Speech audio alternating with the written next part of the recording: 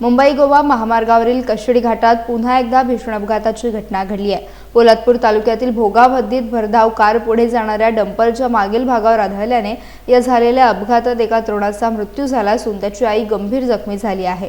दुपारी सुमारे 1 वाजण्याच्या दरम्यान मुंबईच्या दिशेने जाणारी कार कशेडी घाटातून जात असताना चालकाचे वाहनावरील नियंत्रण सुटल्याचे सांगितले जाते।